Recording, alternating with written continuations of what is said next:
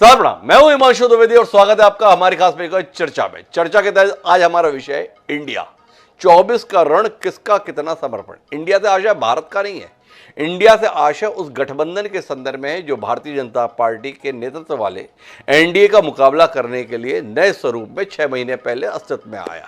नीतीश कुमार ने शुरुआत में पहल की, बाद में कांग्रेस ने इसको टेक ओवर कर लिया मानो, और इसके साथ में 3 बैठकें पिछले दिनों हो चुकी, चौथी बैठक कल हुई।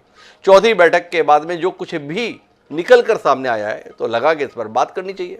18 तो अधिकांश दलों के पास में 2, 4, 5 सीटें हैं, कुछ के पास में कोई भी सीट नहीं है, लेकिन वो गठबंधन का महत्वपूर्ण हिस्सा तो है। अब महत्वपूर्ण जो बात इससे भी ज्यादा है वो ये है कि जब भी बैठक होती है तो दावे तो बढ़ चढ़कर होते हैं, पर कुल मिलाकर 2.5 कोस तो दूर की बात है, 2.5 कदम भी आगे बढ़ते हो ऐसा दिखाई नहीं देता। अब फिर से बात हुई है, बताया गया कि सीट शेयरिंग के संदर्भ में हम जल्द ही फैसला ले लेंगे। सीट शेयरिंग तो तब करेंगे जब शेयरिंग के संदर्भ में मन खुला करेंगे। मन के स्तर पर कृपणता इतनी है कि बैठक के बाद में दनादन बयान अलग अलग स्तर पर सार्वजनिक हो रहे हैं। बताया जा रहा है कि कांग्रेस पर सहयोगी दल बहुत नाराज है।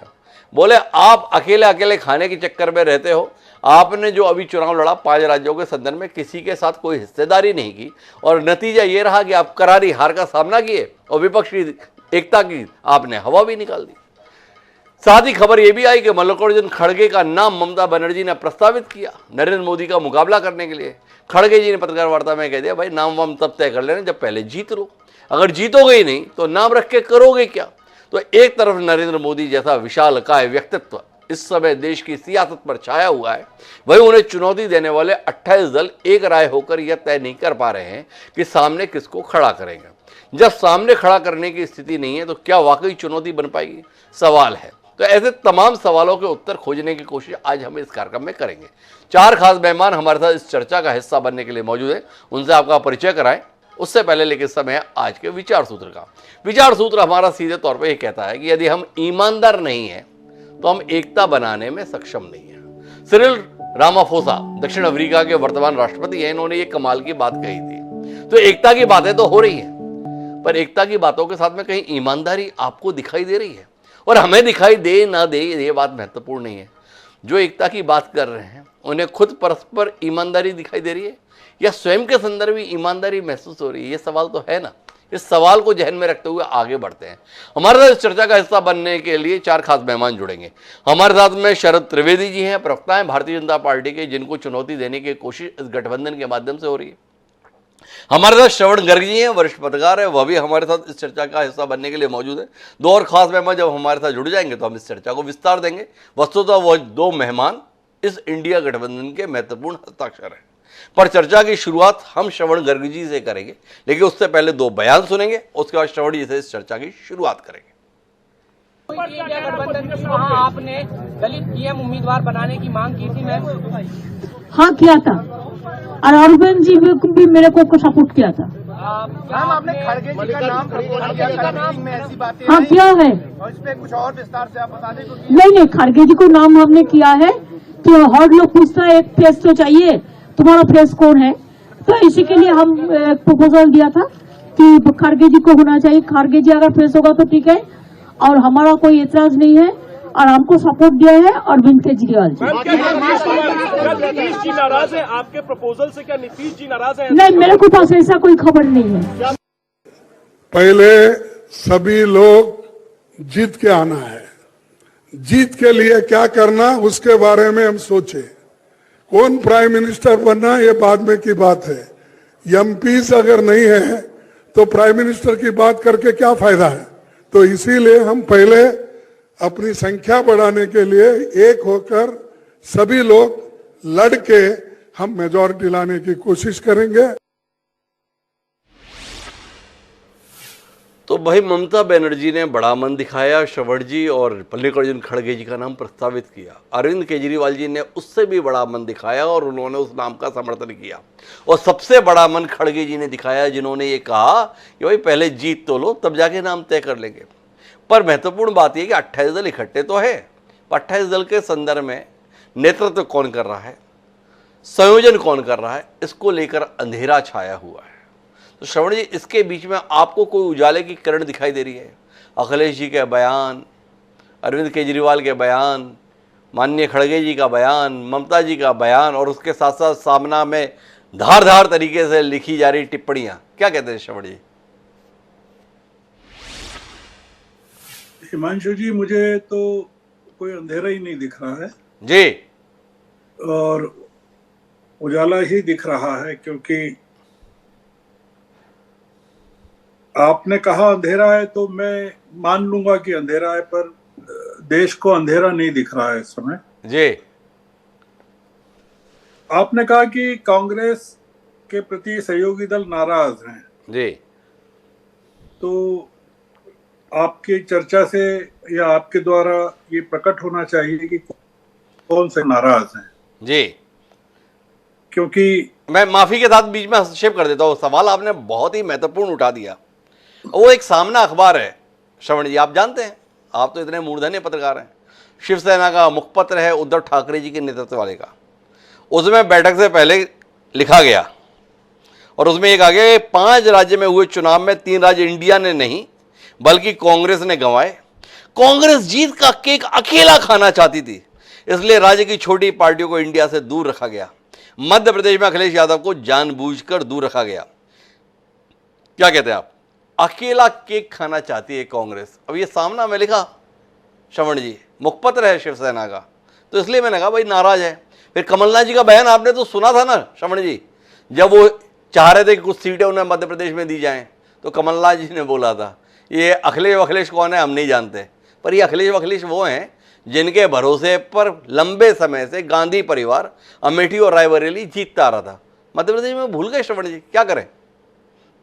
देखिए, एक तो कमलनाथ कांग्रेस नहीं है जी, और कमलनाथ की स्थिति इस समय कांग्रेस में क्या है ये भी हिमांशु द्विवेदी जैसे पत्रकार को पता है जी।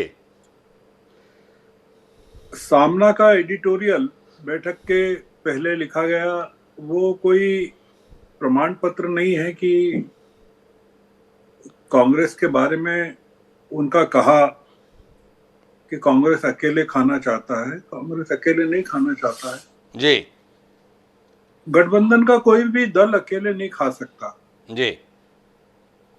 कांग्रेस गठबंधन की सबसे बड़ा घटक है जी। और कांग्रेस को पता है कि जो मुकाबला है वो आप ही ने कहा है कि आपका जो शब्द है वो ये कि जो मुकाबला है इंडिया गठबंधन का वो मोदी के विशालकाय व्यक्तित्व से है जी। आपने ये नहीं कहा कि इंडिया गठबंधन का मुकाबला भारतीय जनता पार्टी से है जी, मैं कायम हूं अपनी बात पर।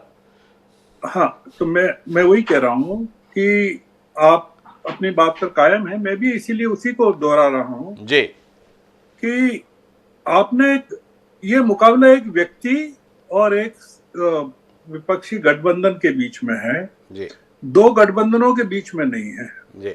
मतलब इसमें एनडीए कहीं शामिल नहीं है, मतलब इस पूरे प्रकरण में जी। आपने ये कहा कि इंडिया गठबंधन में कई दल ऐसे हैं जिनके पास कोई कम सदस्य हैं। एनडीए गठबंधन की अगर आप लिस्ट निकालें आपको एक भी बड़ा दल नहीं मिलेगा जी, उसमें, एक भी जी। और कई दल ऐसे मिलेंगे जिनका कोई मेंबर ही नहीं, उनके पास कोई सांसद ही नहीं है जी। तो हम यह तुलना करने नहीं बैठे हैं यहाँ इंडिया गठबंधन और मोदी जी की। हम ये मान के चल रहे हैं कि मोदी जी इस समय बहुत ताकतवर हैं और वो तलवार लेकर या राजदंड लेकर घोड़े पर सवार है और वो विपक्ष का संहार करना चाहते हैं, क्योंकि ये दुनिया के इतिहास की सबसे बड़ी घटना है कि 145 सांसदों को निलंबित किया जाए जी। और संसद को उनका काम हो गया, जो क्रिमिनल लॉज थे वो पारित हो गए। अब उसके बाद संसद का काम बचा नहीं, तो उन्होंने संसद को अनिश्चित काल के लिए स्थगित भी कर दिया। हिमांशु जी, चर्चा का विषय यह होना चाहिए कि ये देश किस दिशा में जा रहा है। आप इंडिया गठबंधन को छोड़ दीजिए जी, आप ये मान के चलिए कि इंडिया गठबंधन तो समाप्त हो जाएगा मोदी जी के बाएं पैर के नीचे, दोनों पैर की जरूरत ही नहीं पड़ेगी। जी आप तो ये बताइए या डिस्कशन में ये लाइए कि विपक्ष के बिना देश में लोकतंत्र कायम रहेगा कि नहीं रहेगा। क्या इस कार्रवाई की जरूरत थी क्या जो कार्रवाई की गई, या कोई रास्ता ऐसा भी हो सकता था कि जिससे बातचीत के जरिए इस मुद्दे को सुलझाया जा सकता था? सरकार कॉन्फ्रंटेशन करके क्या सिद्ध करना चाहती है? जी मैं आपकी बात से सहमत हूं, मान लीजिए सहमत हूं कि इंडिया गठबंधन तो बिल्कुल समाप्त हो गया है जी और सहयोगी दल नाराज हैं, और ये भी मान लीजिए कि उनका सफाया हो जाएगा इस चुनाव में और भारतीय जनता पार्टी 400 सीटें जीत जाएगी। अब बताइए आगे देश किस दिशा में जाएगा और श्रवण कहां जी, जाके खड़ा हो? आप तो मुझे लग रहा है कि मुझे सुलझाने की जगह खुद ही उलझ जा रहे हैं, माफ कीजिएगा। आपने कहा था कि किरण की बात कर रहा हूं, मुझे तो उजाला ही उजाला दिखाई दे रहा है, तो मैं तो तब से इंतजार कर रहा हूं कि श्रवण जी मुझे उजाला दिखाएगा। आप तो भयावह अंधेरा दिखाने लगे, क्या हो गया आपको? आप तो उजाला दिखाने वाले थे श्रवण जी हमको। दिखा रहा हूं आपको, मैं उजाला ये दिखा रहा हूं हिमांशु जी जी कि इंडिया गठबंधन की मजबूती है ये, जी इंडिया गठबंधन की ताकत है ये कि आज इस तरह की स्थिति देश में पैदा हुई है। इंडिया गठबंधन जो है वो, अगर आप देखें 3 राज्यों में हार इंडिया गठबंधन नहीं है, जी वो तो होना थी, वो पूरा मामला अलग है। जी इंडिया गठबंधन यह है कि तेलंगाना में कांग्रेस जीती है, कर्नाटक में जीती है, हिमाचल में जीती है, जी और देश के अधिकांश राज्यों में विपक्ष की सरकारें हैं, बड़े बड़े राज्यों में विपक्ष की सरकारें हैं, जी और वो तमाम जो दल हैं वो इंडिया गठबंधन के सदस्य हैं, घटक हैं। जी आप ये तो बताइए कि ये तमाम दल जो हैं ये क्या समाप्त हो गए हैं देश में? ये क्या समाप्त हो गए? कुछ- श्रवण जी मुझे लगातार बता रहे हैं भाई देश किस दिशा में जा रहा है, इतने सारे दल हैं, इतनी जगह सरकार है, तो भरपूर उजाला देख रहे हैं। लेकिन मैं श्रवण जी के सवालों का उत्तर नहीं दूंगा, मेरे पास में इसके लिए मुझसे बेहतर लोग मौजूद हैं। उनमें एक नाम है डॉक्टर अजय उपाध्याय, कांग्रेस पार्टी के सुधी प्रवक्ता हैं, बहुत ही सुंदर चेहरा है और उतनी ही सुंदर तरीके से अपनी बात भी रखते हैं। कल टीवी चैनलों पर बैठकर मिमिक्री दिखा रहे थे वो अपने मोबाइल के माध्यम से 12 सेकंड करते हुए, पर आज मिमिक्री के संदर्भ में बात नहीं है, आज आपकी हालत को लेकर बात है और हालात को लेकर बात है। डॉक्टर अजय उपाध्याय जी, ये इंडिया गठबंधन के संदर्भ में बैठकें तो होती हैं, पर उन बैठकों का कोई परिणाम दिखे उससे कहीं ज़्यादा चर्चाएं आपकी टकराव की बनती हैं। ये चौथी बैठक हुई, बैठक के बाद निकला क्या, देश में उम्मीद क्या जागी, किस तरीके से आपके प्रति भरोसा बने डॉक्टर अजय उपाध्याय, आपकी कोशिशों के संदर्भ में भरोसा बने, इसे जानने में हमारी रुचि है। श्रवण जी आपकी ओर बड़ी उम्मीद भरी निगाहों से देख रहे हैं, पर क्यों देख रहे हैं इसके संदर्भ में थोड़ा सा हम लोग परेशानी महसूस कर रहे हैं। थोड़ा आप ही समझाएं डॉक्टर अजय उपाध्याय, या आपने भी उम्मीद छोड़ दी, बैठक करनी होती तो बैठक कर लेते, बाकी करना तो वही है जो हमसे होना है। और डॉक्टर साहब, मैं सुन रहा था वरिष्ठ पत्रकार श्रवण जी को, उनसे बहुत सीखने को हम सबको मिलता है और उनके विचारों से कहीं ना कहीं जो एक स्वतंत्र जो पत्रकारिता का जो धर्म है वो निभाते हैं, और उसकी कहीं ना कहीं चीजें जो हैं देश के उसमें आती रहती हैं। जी जहां तक बात गठबंधन की आपने प्रश्न किया है, निश्चित तौर पे कई पार्टियों मिलने का प्रयास है, देश के विचार और विचारधारा को लेकर आगे बढ़ने का प्रयास है। अलग अलग पार्टियां हैं, उनके अपने इंटरेस्ट ग्रुप भी हैं, और हम प्रयास कर रहे हैं कि उन सभी विविध जो इंटरेस्ट है उसको एक साथ कैसे समन्वित करें, कैसे एक साथ पल्वित करें, पुष्पित करें, और देश के हित में जो आज देश में जिस तरह की तानाशाही है, एक विचारधारा का जो जिस तरह से प्रयास कर रही है कि हर चीज को वो अपने हिसाब से मोड़े, अपने हिसाब से उस पर प्रभुत्व स्थापित करे, पार्लियामेंट, लोकतंत्र, पार्टियां, पक्ष विपक्ष, सबको कुछ व्यक्ति के पीछे जो है घुमाने का प्रयास। मुझे लगता है कि क्या ये लोकतंत्र की यही परिकल्पना हमारे संविधान निर्माताओं ने तो नहीं की थी, ये तो सबको पता है। स्वतंत्रता जिस तरह हमको मिली और जिस तरह भारत की आजादी में विविधता, उदारवाद, बहुलतावादी संस्कृति को पनपने का मौका हमने दिया 70 वर्षों में, आज उसको किस तरह मात्र ये 8-9 वर्षों में रौंदने का प्रयास। हमारा प्रयास है कि पहले लोकतंत्र और देश बचे। देश बचेगा तो प्रजातंत्र बचेगा, तो चुनाव होते रहेंगे, प्रतिस्पर्धा होती रहेगी। ठीक है, कभी हम हार जाएंगे, कभी हम जीत जाएंगे, ये मैटर नहीं है। इन सारे पार्टियों का जो 27-28 पार्टियां हैं, ये यही चाह रही हैं। मोदी जी ने एक छद्म वेश जरूर पकड़ रखा है एनडीए गठबंधन का, लेकिन एनडीए गठबंधन जो है इनका, सबको पता है कि उसमें कहने को 38 दल है, तो वो दल सिर्फ दलों के बीच है और उनका कोई अस्तित्व नहीं है। मोदी जी और अमित शाह के अलावा भाजपा में भी अब कोई दल नहीं रहा। भाजपा अपने आप में दल नहीं कहने की स्थिति में है। डॉक्टर अजय, थोड़ा हम मुद्दे पर आते हैं। सवाल आपके अलायंस की गंभीरता को लेकर है, मुद्दे की बात समझिए। हमने तो सीधे तौर पर कह दिया भाई, मुकाबला भाजपा, एनडीए और इंडिया के बीच में है ही नहीं। मुकाबला तो मोदी के व्यक्तित्व और इंडिया अलायंस के बीच में होने की बात कही जा रही है। हम तो यहां तक भी आ गए, और इसमें हम नहीं आ गए, भाजपा स्वयं ऐलान कर चुकी जब मध्य प्रदेश, छत्तीसगढ़ और राजस्थान में चुनाव लड़ रही थी कि हम सामूहिक नेतृत्व में चुनाव लड़ रहे हैं इन राज्यों में, और 2024 का चुनाव हम मोदी जी के चेहरे पर लड़ेंगे। उन्होंने इससे स्पष्ट कर दिया। अब आपसे जो सवाल है वो ये है कि आपकी जितनी भी बैठकें होती है उसमें चर्चाओं में क्या आता है? उसमें चर्चाओं में ये आता है कि कोई अपने हिस्से में जो कुछ है उसे साझा करने के लिए तैयार नहीं है, पर दूसरे के हिस्से में जो है उसमें झपट्टा मारने की कोशिश में जरूर है। खबरें क्या आ रही है कि भाई केजरीवाल जी पंजाब और दिल्ली में एक सीट देने को तैयार नहीं है अलायंस को। खबर क्या बनी? खबर यह बनी कि 3 राज्यों में चुनाव था, कांग्रेस किसी के लिए कुछ छोड़ने को तैयार नहीं हुई।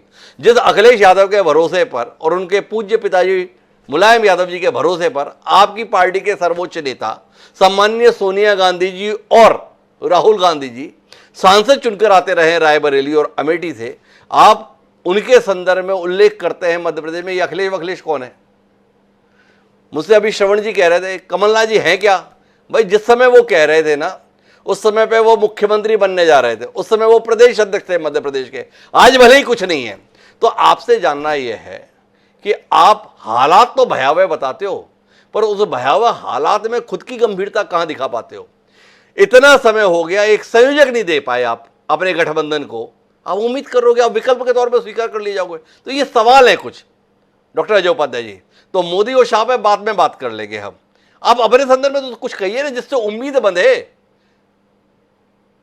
जो ये कार्यक्रम चल रहे हैं, निश्चित तौर पे 3-4 महीने की डिले जरूर हुई, और डिले का कारण हम चुनाव के प्रक्रिया में थे, आपको भी पता है और पूरे देश को पता है। विधानसभा की जो चुनाव की लड़ाई थी वो एक बड़ी परिप्रेक्ष्य में थी, और हमने ईमानदारी से मेहनत करके लड़ी भी। जहां तक हमारे गठबंधन के साथियों की बात है, विधानसभा के चुनाव के जस्ट बाद हमने बैठने का प्रयास किया, और जो आप विजुअल दिखा रहे हैं, यदि हमारी ये सीरियसनेस नहीं है, हमारी गंभीरता नहीं है, देश के मुद्दों के साथ हमारा संबंध नहीं है, और हम नहीं चाहते कि एक मजबूत विपक्ष हो, तो फिर इतने लोग एक साथ बैठने की स्थिति में नहीं होते। क्या आपने देखा है एनडीए का कोई पार्टनर ऐसा बैठने का प्रयास किया? नहीं किया। आपने कहा मोदी बनाम ये गठबंधन है, मुझे लगता है ये सच नहीं है।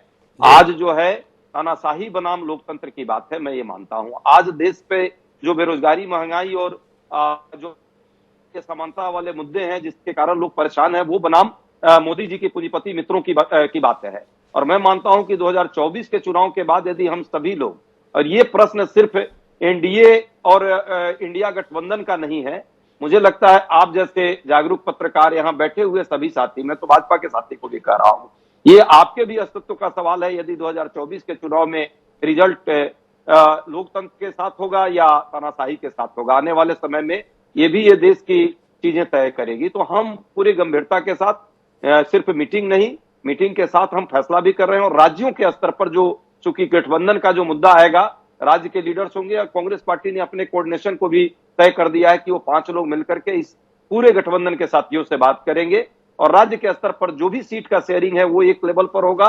दूसरे लेवल पर हम नीति और जो हमारे वैकल्पिक कार्यक्रम है वो लेकर के हम जा रहे हैं जनता के। देखो डॉक्टर अजय उपाध्याय, एक मर्म की बात समझिए। वो हमारे यहाँ कहावत है कि बाघ का मुकाबला करने के लिए भेड़ों का झुंड नहीं लाया जाता, सिंह को खड़ा किया जाता है। तो आपसे जानना ही है डॉक्टर अजय उपाध्याय जी, बहुत विनम्रता के साथ, कि आप इतने समय में अपना एक नेता नहीं दे सके, और नेता तो दूर की बात, एक संयोजक का पद होता है, उस संयोजक पद तक के लिए आप एक व्यक्ति नहीं तलाश सके। कैसे माने कि आप देश हित के लिए इकट्ठा हो रहे हैं? कैसे माने देश हित के लिए आप दल हित को छोड़ने के लिए तैयार हैं? कैसे माने कि वाकई आप नरेंद्र मोदी और तानाशाही जो आप करार दे रहे हैं उसके खिलाफ गंभीरता से लड़ाई लड़ना चाह रहे हैं? एक व्यक्ति तय नहीं कर पाते आप 4 बैठकों में और मानते हैं कि देश आप पे भरोसा कर लेगा। अजय उपाध्याय जी, क्या आपको नहीं लगता है वाकई इस स्तर पर आप चूक रहे हैं? इस स्तर पर आप कहीं ना कहीं कमजोर पड़ रहे हैं?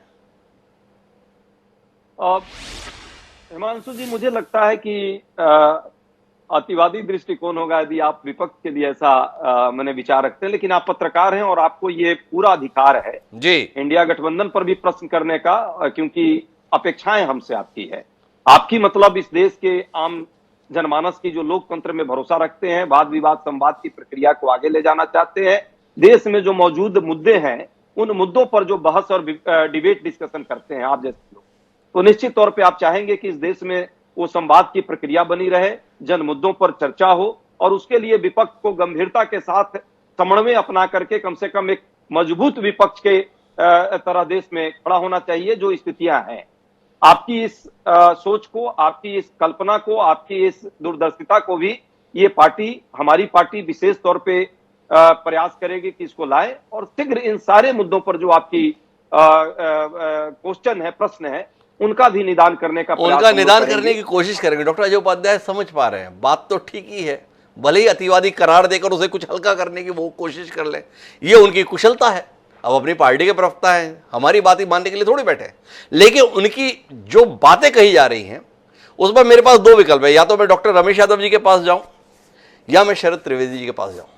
जिस तरीके से श्रवण जी ने बात कही और अजय उपाध्याय जी ने बात कही, मुझे लगता है कि अब मुझे शरद त्रिवेदी जी के पास पहुंच ही जाना चाहिए। शरद जी, आपने क्या हालत कर दी है देश की, ना आपकी पार्टी को पार्टी मानने के लिए तैयार हैं और आपके शासन व्यवस्था को लोकतंत्र के साथ खिलवाड़ ही नहीं बल्कि लोकतंत्र की मौत के तौर पर भी देखने के लिए तैयार है। क्या हालत कर दी है भाई आपने, क्या कहेंगे शरद जी? लोग आपसे इतना डरने क्यों लगे? डॉक्टर साहब देखें कि मुझे एक कहावत याद आ रही है, अपने पूर्वांचल में कहते हैं कि पूत के पांव पालने में देखे जाते हैं, लड़का बड़ा होकर क्या करेगा वो पालने में पता चल जाता है। तो आप देखें कि जब इनका जन्म हुआ और नामकरण किया गया, क्योंकि जब प्रोडक्ट नहीं बिकता है तो या तो नाम बदला जाता है, उसका पैकिंग बदली जाती है, या जो एडवर्टाइज कर रहा उसको बदला जाता। तो जो एडवर्टाइज कर रहा उसको तो बदला नहीं जा सकता क्योंकि वो खुद ही पार्टी है जी। और तो इन्होंने प्रोडक्ट बदल दिया और उसका नाम बदल दिया। अब आप देखें कि नाम पे जो है अभी जो युवा नेता है, ईमानदार नेता, ममता दीदी, इन तीनों में भी तय नहीं कि नाम किसने दिया है। नीतीश बाबू कहते हैं कि ये नाम बिल्कुल गलत है, वो इसको मानने को तैयार नहीं है। जितना मेघालय का पूरा यूनिट कांग्रेस का है, 12 विधायकों का, वो सब टीएमसी में चला गया है। कम्युनिस्ट पार्टी कहती है कि हम हर सीट पे चुनाव लड़ेंगे, वो इनके साथ कोई गठबंधन करने को तैयार नहीं है। समाजवादी पार्टी इनको वहां घुसने देने को तैयार नहीं है। और जितना भी 3/4 पार्टियां जो इसमें ठगबंधन में बनी है, वो तो सारी कांग्रेस को निपटा के बनी है। आम आदमी पार्टी कांग्रेस को निपटा के बनी, नीतीश, लालू जी, सपा, जितने भी पार्टियां हैं वो सबकी सब जो है वो, चाहे शरद पवार ले लीजिए, सब के सब जो है वो कांग्रेस को निपटा के बने हैं। अब इनके पास सिवाय सेकुलरिज्म को प्रमोट करने के लिए, उसकी मार्केटिंग करने के, इनके पास अब कुछ रहा नहीं है। और पहले ये गाना गाते हैं कि हम साथ साथ हैं, और जब बैठते हैं, जैसे अभी अजय जी ने कहा कि जब हम लोगों की बैठकें हुई हैं, तो जब ये बैठते हैं तो ये हो जाता है मेरे अंगने में तुम्हारा क्या काम है जी। तो बात तो वो होगी भाई, तुम्हारे अंगने में मेरा काम होना चाहिए, लेकिन उस पर कोई तैयार नहीं है। तो कौन अपनी सीटें देने को तैयार है? क्या सपा इनको सीट दे देगी? आप देखें कि आम आदमी पार्टी, कांग्रेस को उन्होंने दिल्ली में निपटाया, पंजाब में निपटाया, और जितनी भी 13% वोट मिला है आम आदमी पार्टी। शरद जी, आप तो ऐसे बोल रहे हो जैसे आपको तो बड़ा बना दिया भाई, इनको निपटाया, उसके साथ में आपको भी तसल्ली से निपटाया भाई। आप ये क्यों भूल जा रहे हैं? दिल्ली में आपकी क्या हालत हुई, पंजाब में आपकी क्या हालत हुई, तो इसको भी तो याद रखिए ना। आप अजय उपाध्याय जी को आईना दिखा रहे हैं, पर एक आईना अपने पास भी तो रखिए कि आपके साथ क्या हुआ। में तेलंगाना में हम मेन कंटेस्टेंट कभी नहीं थे, वहां पे हम भी वहां संघर्ष कर रहे थे, लेकिन मेन कंटेस्टेंट हम लोग नहीं थे वहां पे। लेकिन जहां जहां हमारी इनकी सीधी टक्कर हुई है, वहां वहां नतीजा मिल गया है। आप देखें कि जब ये पदयात्रा में निकले थे तो आधे रास्ते में वो भारत जूडो यात्रा, जोड़ो यात्रा थी, वो भारत जूडो यात्रा हो गई। लोगों को जूडो कराटे सिखाने लगे। जब यात्रा खत्म हुई उससे पहले गुजरात में इनके पास विपक्ष के अध्यक्ष का पद था, जब यात्रा खत्म हुई तो वो पद भी खत्म हो गया। तो यहां पे ये है कि देगा कौन किसको, क्योंकि जो अंग्रेजी में कहते हैं devil lies in the detail. अब यहाँ बारीकियों में जाएंगे तो कौन किसके साथ खड़ा होगा, वो तो सब ठीक है, सब साथ खड़े हैं, लेकिन बात यह है कि भाई तुम्हारे अंगने में मेरा काम कब आएगा, मुझे अपने आंगन में कब बुलाओगे। वो कहते हैं अखिलेश क्या है, अखिलेश जी कहते हैं कि चिरकुट नेताओं से कह दीजिए बोलना बंद कर दें। तो समस्या बारीकियों में जाती है। तो बारीकियों में एक सवाल ये आ रहा है शरद त्रिवेदी जी, ये जो 5 राज्यों में चुनाव हुआ उसके अंदर ये बताया जा रहा है कि भाई 4 करोड़ 80 लाख मतदाताओं ने भारतीय जनता पार्टी का समर्थन किया, पर उसके साथ एक आंकड़ा ये भी आ रखा है कि 4 करोड़ 90 लाख मतदाताओं ने कांग्रेस के पक्ष में वोट किया। क्या कहते हैं शरद जी, इतने मतदाताओं के भरोसे का केंद्र कांग्रेस आज भी है। वो मध्य प्रदेश में आप बताते रहते थे कि सीटें भले इनकी ज़्यादा आ गई पर वोट हमको ज़्यादा मिला था। अजय उपाध्याय जी बहुत मुग्ध हैं इस बात पर, इस बार भले ही सीटें आपकी आ गई पर वोट हमारे को ज़्यादा आए हुए हैं। क्या कहते हैं, कुछ गंभीरता से लेने की बात है कि नहीं है? देखिए, हम कभी भी विपक्ष को हल्के में नहीं लेते हैं, चाहे कोई भी सर्कमस्टेंसेस हो, हम विपक्ष को बहुत गंभीरता से लेते हैं। विपक्ष की हर चाल को देख के, और हम नहीं, जनता कर रही है, हम नहीं कर रहे हैं जी, तो जनता कर रही है, और जनता जो नतीजा है वो जनता सामने लेके आती। 9 साल में ये जो अभी प्रयोग करने जा रहे हैं, ये प्रयोग तो उत्तर प्रदेश में 9 साल में जो है 6 बार करके देखा गया है। 2 बार लोकसभा, 2 बार विधानसभा, 2 बार निकाय, 3 बार निकाय चुनाव में। नतीजा सबके सामने है। शरद त्रिवेदी कह रहा है हम गंभीरता से लेते हैं, लेकिन ये गंभीरता से लेने लायक है नहीं। पर मैं डॉक्टर रमेश यादव जी आपके पास दूसरी बात को लेकर आना चाहता हूं।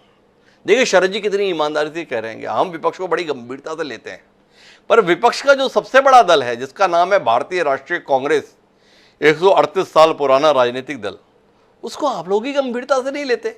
ऐसा क्यों करते हो भाई, इसे बताओ ना डॉक्टर रमेश जी। और इस बार का चुनाव में भाजपा का कोई जादू चलने वाला नहीं है। जो लोगों को धार्मिक रूढ़िवादिता, अंधविश्वासता, इस बार देश के लोगों को रोजगार की आवश्यकता है। रोजगार के मुद्दे पर संविधान बचेगा कि नहीं बचेगा, इस लोकसभा में तय होने जा रहा है। देश की लोकतांत्रिक व्यवस्था बचेगी कि नहीं बचेगी, इस लोकसभा चुनाव में तय होने जा रहा है। आप सारे लोग, देश के लोग ने देखा जी कि 146 सांसदों को जो किस दस्ता समाप्त करके विपक्ष को दबाने का जो साजिश किया, घृणित कार्य किया गया, भारतीय संसदीय इतिहास में यह पहली घटना है, जो संसद के लिए काला दिन है। और वैसी कोई बातें नहीं है। महागठबंधन के सभी घटक दल जी, महागठबंधन के सभी घटक दल क्या कर रहे हैं? एकजुट होकर के आने वाला जो लोकसभा चुनाव है 24 का, उसमें तानाशाही सरकार को जवाब देने के लिए तैयार हैं। देश की जनता तैयार है और जनता देख रही है इस बात को। अच्छा डॉक्टर रमेश यादव जी, ये बताओ आप कितनी सीटें देने के लिए तैयार हो कांग्रेस को 2024 के लिए अपने राज्य में? बाकी तो जाने दो, इतना भर बता दो। बैठक होगी, उसमें सीट शेयरिंग की बात तय होगी और हम लोग सबको सम्मानजनक ढंग से सीट देने का काम करेंगे। और द्विवेदी जी, निश्चित रूप से भाजपा को देश की जनता कान पकड़कर सत्ता से बाहर करने का निर्णय ले चुकी है और देश के नौजवान अंगड़ाई ले रहे हैं जी। देश के नौजवानों को रोजगार चाहिए जी, देश के लोगों को संविधान बचाने की आवश्यकता है, लोकतंत्र को बचाने की आवश्यकता है। अब धार्मिक जो मुद्दा है, धार्मिक भावना को जो भड़का करके सत्ता में आने का काम किए, देश की जनता भली भांति समझ गई। भाई डॉक्टर रमेश यादव, आप बढ़ चढ़कर बोल तो रहे हो पर आपकी बात में एतबार करने का मन नहीं हो रहा। मैं वापस डॉक्टर अजय उपाध्याय आपके पास आऊंगा। बोल रहे सांप्रदायिकता के संदर्भ में मानस बन गया है। क्या मानस बन गया है डॉक्टर अजय उपाध्याय जी? अयोध्या में क्या कुछ चल रहा है? जबरदस्त प्राण प्रतिष्ठा समारोह के आयोजन की तैयारी चल रही है। रामलला हम आएंगे, मंदिर वहीं बनाएंगे। उसके बाद आप लोग नारा लगाते थे पर तारीख नहीं बताएंगे। अब आजकल हर मंच से बता रहे हैं भाजपा ही, देखो तारीख भी आ गई 22 जनवरी 2024। आपका क्या होगा डॉक्टर अजय उपाध्याय जी? देखिए, रामलला का मंदिर यदि बन रहा है तो सबको पता है कि उसके निर्णय के पीछे, इस मंदिर निर्माण के प्रक्रिया को क्लियर करने के पीछे माननीय सर्वोच्च न्यायालय का निर्णय है, और उस निर्णय का सभी इस देश के सभी जाति धर्म के लोगों ने सम्मान किया जी हमने कभी सियासत की बात इस मुद्दे पर नहीं की, पहले भी और आज भी। जी हाँ, जिन लोगों ने उस पर राजनीति की वो आज भी कर रहे हैं, पहले भी किया और आगे भी करेंगे, इसमें कोई अतिशयोक्ति नहीं है जो आपने बोला। लेकिन ये भी बात सच है कि रामलला का मंदिर बना, सबने स्वीकार किया, हर्ष स्वीकारा है, और सभी लोग आस्था के उस केंद्र के प्रति सबका अपना एक समर्पण है, अपने अपने हिसाब से जो पूजा पद्धति है उसको हम स्वीकारेंगे। जिसको उस पर सियासत कर जनता इस देश की देखेगी कि कौन राजनीति नहीं करना डॉक्टर चाहता अजय है। उपाध्याय, थोड़ा संजीदा विषय है, देखो आप बात को समझने की कोशिश करो ना सर, हम तो आग्रह ही कर सकते हैं आपसे। भाई राम मंदिर आंदोलन ने भाजपा को फायदा पहुंचाया, क्या इस सत्य से आपका इंकार है? जो भारतीय जनता पार्टी 84-85 में 2 सीटों पर सिमट गई थी, उसकी आज तक की यात्रा के संदर्भ में तमाम राजनीतिक विश्लेषक एक राय से इस बात को मानते हैं कि राम मंदिर आंदोलन से जुड़ने के साथ भारतीय जनता पार्टी को बड़े स्तर पर फायदा पहुंचा। अब आप इस मंदिर की प्राण प्रतिष्ठा के पूरे कार्यक्रम को देखिए, किस तरीके से विश्व हिंदू परिषद, किस तरीके से राष्ट्रीय स्वयंसेवक संघ इस कार्यक्रम के संदर्भ में जनसाधारण को जोड़ने के लिए उपक्रम कर रहा है। जितनी भारतीय जनता पार्टी के द्वारा शासित राज्य हैं, वहां पर खास तौर पर रामलला दर्शन के संदर्भ में ट्रेनें चलाए जाने के कार्यक्रम घोषित किए जा रहे हैं। देश के प्रधानमंत्री नरेंद्र मोदी जी खुद इस मंदिर का लोकार्पण करने जा रहे हैं। क्या आपको दिखाई नहीं दे रहा है डॉक्टर अजय उपाध्याय कि भारतीय जनता पार्टी देश में ये वातावरण बना पाने में कामयाब हो रही है कि अगर जो राम इस देश की आस्था के आधार बिंदु हैं, उनका भव्य राम मंदिर हमारे प्रयास, हमारे प्रयत्न, हमारी कोशिश से ही साकार हो पा रहा है? क्या डॉक्टर अजय उपाध्याय को नहीं दिख रहा? क्या डॉक्टर अजय उपाध्याय और उनके सहयोगी दल इसको चुनावी मुद्दा बनते हुए नहीं देख पा रहे? क्या डॉक्टर अजय उपाध्याय इंकार करेंगे कि हाँ, ये 2024 के आम चुनाव में वैसा ही मुद्दा बनने के संदर्भ में आ रहा है जैसा आप कहते हैं कि देखो 2019 का चुनाव तो हम जीत जाते, वो पुलवामा हो गया? क्या कहते हो डॉक्टर अजय उपाध्याय? व्यक्ति अनुभव से सीखता है ना भाई। फिर से सवाल कर लेते हैं आपसे। क्या की है, राम मंदिर निर्माण की जो आंदोलन हुए थे, और सच बात है उस आंदोलन के पीछे जिन लोगों का हाथ था और जिन लोगों ने उस पर सियासत भी की और उनको लाभ भी हुआ था, ये भी सच्चाई है। हिंदुत्व के नाम पे हिंदू मुस्लिम को जिस तरह से लड़ाने का प्रयास हुआ, ध्रुवीकरण हुआ, लेकिन ये भी सच है कि उसके बाद 30-35 वर्षों तक इन लोगों ने उस पर नाम जरूर किया, लेकिन जब सुप्रीम कोर्ट की बात आई और सुप्रीम कोर्ट ने जब निर्णय दिया है तभी वो हुआ है। और जनता भी इस बात को समझ रही है कि बार बार रामलला के नाम पे जिस सत्ता को आपने पाने का प्रयास किया, अब तो केंद्र में भी और राज्य में भी आपकी सत्ता है। सच्चाई ये है कि इस 10 साल में भगवान राम के बच्चों के साथ, संतानों के साथ आपने क्या किया, महिलाओं की क्या हालत हुई, जंतर मंतर पर क्या कहानी बनी, कितने लोग बेरोजगारी के से त्रस्त हैं, कितनी परेशान है लोग इस देश में, दर दर की ठोकरें खा रहे हैं, उनको नौकरी नहीं मिल रही है, जिनको आपने पत्र दिया वो भी इसका हाल है। उत्तर प्रदेश, बिहार, छत्तीसगढ़, हर राज्यों की स्थिति किसी से छुपी हुई नहीं है। ये जो चुनाव होगा केंद्रीय मुद्दों पर होगा, और उन मुद्दों में हो सकता है भाजपा एक मुद्दा ये जरूर ले जाना चाहेगी, लेकिन देश की जनमानस भी इस बात को समझती है कि ये इसको एक बात बताइए डॉक्टर अजय उपाध्याय जी, डॉक्टर रमेश यादव जी भी जुड़े हुए हैं, 2 डॉक्टर मेरे साथ में हैं।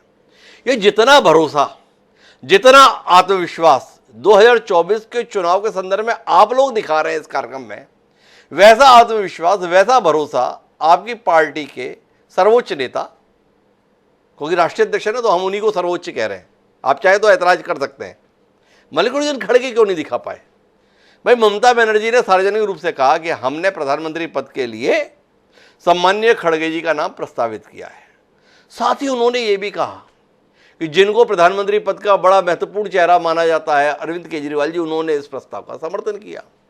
पर खड़गे जी जब आए तो उन्होंने कहा पहले जीत तो लें, जीत लेंगे तो नाम भी तय कर लेंगे। जब आपकी पार्टी के सम्मान्य राष्ट्रीय अध्यक्ष को जीत के संदर्भ में भरोसा नहीं है डॉक्टर अजय उपाध्याय जी, तो फिर आपके भरोसे पे भरोसा कैसे करें हम? डॉक्टर साहब, खड़गे जी की एक तरह से एक वैचारिक और एक तरह से मैं कहूंगा कि उनकी एक डेमोक्रेसी में सबको लेके चलने की भी एक कहीं ना कहीं नेतृत्व कौशलता कहूंगा, जिसके कारण जब अरविंद जी ने या ममता जी ने उनको नेतृत्व देने की बात की, उन्होंने कहा कि सामूहिक नेतृत्व में हम लोग काम कर रहे हैं, तो अभी हम प्रधानमंत्री का पद आज ही क्यों किसी के लिए प्रोजेक्ट करें। ठीक है, उन बाकी लोगों को सहज स्वीकारा भी उन्होंने, और ये भी सच है कि 2024 के चुनाव के बाद ही प्रधानमंत्री का चयन होगा। मुझे लगता है भाजपा ने चयन कर दिया हो तो अलग बात है, जनता चयन करेगी। जनता जब चयन करेगी और जो परिस्थिति बनेगी सबके सामने रहेगी। ये भी सच है कि सबसे मजबूत, सबसे बुजुर्ग, सबसे अनुभवी लीडर हैं खड़गे साहब, लेकिन उनकी एक तरह से ये कहीं ना कहीं मैं मानूंगा कि उनकी एक महानता भी है कि नेतृत्व क्षमता को, ये महानता है या उनकी मजबूरी है डॉक्टर अजय यादव जी? क्योंकि अंदरूनी स्तर पर तो तय हुआ कि भाई राहुल गांधी जी को जो है प्रधानमंत्री बनना है, और ये लोग जो है आप लोगों को फंसा रहे हैं, घर के अंदर ही लड़ा रहे हैं। भाई बनना राहुल गांधी को था, इन्होंने कहा घर में ही लड़ा दो, इसलिए खड़गे जी को सामने कर दिया। क्या कहते हैं आप? आपके ही दाएं बाएं बैठे हुए लोग आपके घर में ही फूट डालने की कोशिश कर रहे हैं। कभी उनके प्रति उन्होंने स्वयं से कभी ऐसी कोई चर्चा की हो? हम लोग भी जब भी इस बात को कहते हैं तो राहुल जी का एक जरूर होता है कि भाई इस देश में जो मुद्दे हैं, जो देश में जो चीजें हैं, उन पर पहले बहस हो, उस पर हम आगे आए। मोदी जी की जो अहंकारी नीतियां चल रही हैं, कैसे उससे देश को मुक्ति मिले। प्रधानमंत्री का पद हो या एक सामान्य कार्यकर्ता का पद है, राहुल गांधी जी ने उन सबको स्वीकारा है। आज तो एक कांग्रेस के नेता के हैसियत से वो काम करते हैं, उसी पद पर हमारे पार्टी में नहीं है, फिर भी उनकी एक फॉलोइंग है। इस सच्चाई को स्वीकारेंगे। कन्याकुमारी से कश्मीर तक की जो भारत जोड़ो यात्रा हुई और उसके नतीजे भी जन सरकारों में दिखता है। तो फिर उन पर भरोसा क्यों नहीं है? क्यों खड़गे जी का नाम प्रस्तावित किया? क्या बाकी जो घटक दल हैं आपके 28 में से 27, उनको नहीं लगता कि नरेंद्र मोदी का मुकाबला करने का सामर्थ्य, कुव्वत, बूता राहुल गांधी में, इसलिए उनका नाम प्रस्तावित नहीं हो रहा? क्या कहते हैं डॉक्टर अजय उपाध्याय जी? देश की जनता को भरोसा आपके अनुसार कि राहुल गांधी देश को संभाल सकते हैं, राहुल गांधी नरेंद्र मोदी का एक सक्षम विकल्प हो सकते हैं, पर जिनके साथ आप अशोका होटल में बैठते हैं उनका भरोसा नहीं आता। ये राहुल गांधी के भरोसे हमारा काम बन जाएगा। क्या कहते हैं? आप बहुत ही प्रबुद्ध पत्रकार हैं और आपने देखा है उस दौर को भी, 2004 के दौर को। वाजपेयी जी की करिश्मा आज भी मैं मानता हूं कि 2000 दौर था, उसमें वाजपेयी जी से बड़ा नेता नहीं है कोई, मैं मानता हूं जी, अभी भी मानता हूं। लेकिन क्या हुआ 2004 के रिजल्ट में? सामने सोनिया गांधी जी थी, आप इनकार करेंगे क्या? अटल जी का मुकाबला करने के लिए सोनिया गांधी जी के कुशल नेतृत्व में यूपीए ने चुनाव लड़ा था और उसके अंतर्गत शिकस्त अटल बिहारी वाजपेयी के नेतृत्व वाले एनडीए के हिस्से में आई थी। इंकार करेंगे डॉक्टर अजय उपाध्याय कि वो चुनाव सोनिया गांधी जी के नेतृत्व में नहीं था? क्या इस बात से डॉक्टर अजय उपाध्याय इस कार्यक्रम में इंकार करते हैं कि 2004 की जीत का सेहरा सोनिया गांधी जी के सिर पर सस्ता है? बात है, इसमें कहीं कोई दो मत नहीं है कि सोनिया जी का नेतृत्व था। कांग्रेस के संगठनकर्ताओं का कहीं ना कहीं एक नेतृत्व में भी भरोसा था और जनता का भरोसा कांग्रेस पे थी। दूसरी बात है कि वाजपेयी जी इतना नेता बहुत बड़े थे, लेकिन सच्चाई है कि अंतिम में वो डिलीवर नहीं कर पाए जनता के मुद्दों को। अभी भ्रम फैलाने का प्रयास पिछले 8-9 साल से हुआ और जिसका नतीजा जनता को भी भुगतना पड़ रहा है। फिर से सवाल पे आई है, सोनिया गांधी के संदर्भ में माने ना आप, तो 2004 में कैसे जीते? विकल्प दिया था और सोनिया गांधी जी ने त्याग किया कि मिसाल कायम की थी कि जब प्रधानमंत्री बनने की बात आई तो उन्होंने प्रधानमंत्री पद को ठुकराते हुए मनमोहन सिंह जी का नाम प्रस्तावित कर दिया कि गुड़ी आदमी है, योग्य आदमी है, सुधी आदमी है। अब आपसे सवाल है 2024 को लेकर डॉक्टर अजय उपाध्याय, 2024 के संदर्भ में चेहरा सामने नहीं ला पा रहे, कोई गुणी नहीं है, कोई योग्य नहीं है, कोई भरोसेमंद नहीं है, तो कैसे आप पे भरोसा हो जाएगा नरेंद्र मोदी जैसी शख्सियत के मुकाबले में? ये सवाल है ना डॉक्टर अजय उपाध्याय। डॉक्टर साहब कोई गुणी नहीं, 22 चेहरे हैं, आप देखिए ना, इसमें से कई लोग हैं जो कई बार मुख्यमंत्री रहे।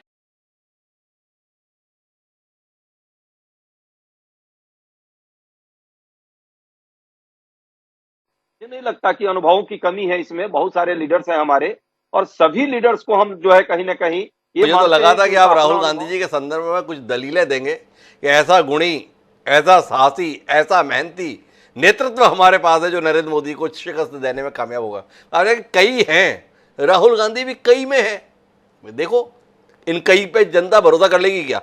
पर मैं वापस डॉक्टर रमेश यादव जी आपके पास रुख करना चाहता हूं। क्या वाकई आप संतुष्ट हैं कि जो एक सामूहिक प्रयास होना चाहिए भारतीय जनता पार्टी को सत्ता से बेदखल करने के लिए, उस प्रकार का कोई मॉडल आप प्रस्तुत कर पाए हैं इन बैठकों के माध्यम से, या आप इसी भरोसे पे हैं कि लोग मोदी जी के खिलाफ हैं, लोग भाजपा के खिलाफ हैं, लोग एनडीए के खिलाफ हैं, इसलिए आप आ जाएंगे? गठबंधन इंडिया के सारे घटक दल में एक से एक कदावर नेता हैं और पूरा देश इनकी ओर देख रहा है।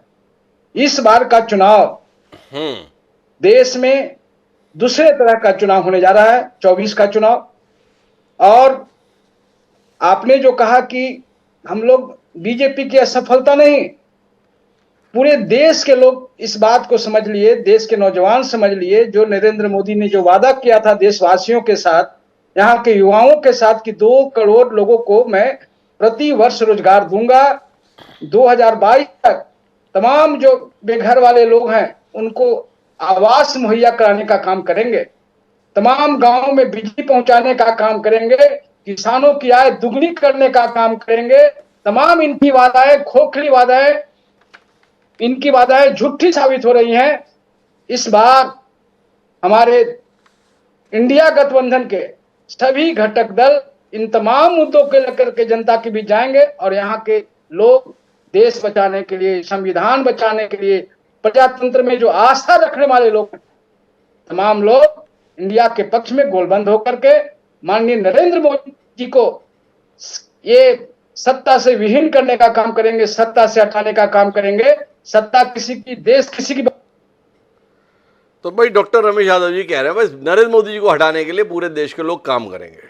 तो मैं वो आखिरी बातचीत के लिए एक बार फिर डॉक्टर अजय उपाध्याय आपके पास आता हूँ। जब ऐसी लड़ाई होती है तो समर्पण की बात होती है, कौन अपना कितना हिस्सा छोड़ेगा। इस संदर्भ में अभी तक किसी की उदारता दिखी नहीं। कौन किसका कितना छीन ले, इसके संदर्भ में खबरें जरूर सुनाई देती हैं। डॉक्टर अजय उपाध्याय क्या कहते हैं आप? जब राजनीतिक प्रक्रिया में हम लोग होते हैं तो राजनीतिक सहभागिता सभी, जिसकी जितनी क्षमता है राज्यों के स्तर पर, वो चाहते भी हैं कि उनको अधिकतम मिले जी। लेकिन अधिकतम के साथ विनेबिलिटी फैक्टर रहेगी, बहुत सारे फैक्टर काम करेंगे और जहां हम मजबूत हैं वहां हमें, जहां हमारे साथी मजबूत हैं उनको वहां पे मिलना भी चाहिए, क्यों नहीं मिलना चाहिए। मांग, डिमांड की तो बात होती ही है, पर उसका समन्वय कहीं ना कहीं संतुलन बनाने का प्रयास पार्टी, वही इसीलिए मीटिंग चल रही है। और मुझे लगता है शीघ्र आपको सारी चीजें पब्लिक डोमेन में आ जाएगा। राज्यों के स्तर गंभीरता से एक बिल्कुल सहज सा सवाल कर लेता हूं, आपको ज्यादा असुविधा नहीं होगी डॉक्टर अजय उपाध्याय। आपने कहा जहां जिसकी जैसी मजबूती है उसको वहां पे वैसा हिस्सा मिलना चाहिए, हम इसके अनुसार व्यवहार करने की कोशिश करेंगे। तो क्या माने कि 2024 के लोकसभा चुनाव में भारतीय राष्ट्रीय कांग्रेस दिल्ली की एक भी सीट पर अपना दावा नहीं करेगी? इसलिए नहीं करेगी कि आपकी हैसियत क्या है भाई, दिल्ली विधानसभा में कहाँ जीते आप। तो क्या माने कि भाई दिल्ली से एक भी सीट के संदर्भ में आप दावा नहीं करने वाले हैं। पंजाब में बुरी तरीके से आप हार गए, एक तरफा जीती है आम आदमी पार्टी, क्या उसकी इस दमदारी को हिस्सेदारी के रूप में स्वीकार कर लेंगे डॉक्टर अजय उपाध्याय? अगर आपका थोड़ा ऐसा उदार व्यवहार हमारी समझ में आए तो बाकी के तरफ भी हम उम्मीद भरी निगाहों से देख पाए, थोड़ा बताइए ना डॉक्टर अजय उपाध्याय। हाइपोथेटिकल ये प्रश्न किया है, निश्चित तौर पे आम आदमी पार्टी वो खुद ऐसा नहीं चाहती है, क्योंकि दिल्ली में जब हम लोकसभा लड़े थे 2019 में तो 7 के 7 सीट में आपने देखा होगा, आप आंकड़ा निकालिएगा, भाजपा से लड़ाई हमारी थी, हम सेकंड में थे। और ये लोकसभा का चुनाव है, विधानसभा का चुनाव नहीं है। इन्हीं मुद्दों पर हम आपस में बैठ के चर्चा करेंगे। आप देखिएगा एक संतुलित जो भागीदारी होनी चाहिए, इनकी जितनी क्षमता है उसके अनुरूप जरूर सभी पार्टियां आपस में तय कर लेगी। बड़ी पार्टियां हैं, क्षेत्रों में अपने अपने उनके आधिपत्य हैं, निश्चित तौर पे थोड़े ऊपर नीचे भी अभी चल रहे हैं, उन्हीं के लिए ये 7-8 दौड़ की अभी और वार्ता चलेगी। हम तो स्पष्टता के साथ आपके इस चैनल के माध्यम से आपके दर्शकों को कहना चाहते हैं और खुल के कहना चाहते हैं कि हमारे अंदर कोई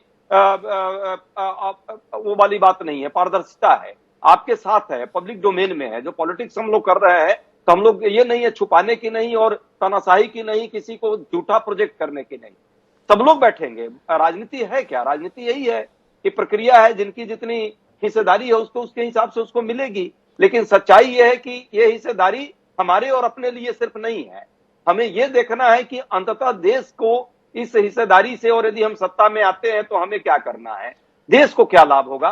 भाजपा जिस लेवल पर आकर के उतर करके, मैं भाजपा का भी अब अच्छा डॉक्टर उपाध्याय, आखिरी सवाल करता हूं। चलिए, इतने बड़े बड़े सवालों में कहां आप उलझोगे, इतना भर बता दो, ये लड़ने के लिए चेहरा कब तक दे दोगे, इस इंडिया गठबंधन का संयोजक कब तक दे दोगे। चलिए बाकी छोड़िए, हर बैठक में कहा जाता है बस इस बार हो जाएगा, 4 बैठकें हो गई, अब तक चेहरा ना आया संयोजक का। प्रधानमंत्री पद की बात नहीं कर रहे, वो जो लोग बैठते हैं ना, उनको सूचनाएं देने के लिए कम से कम एक जिम्मेदार आदमी हो जाए।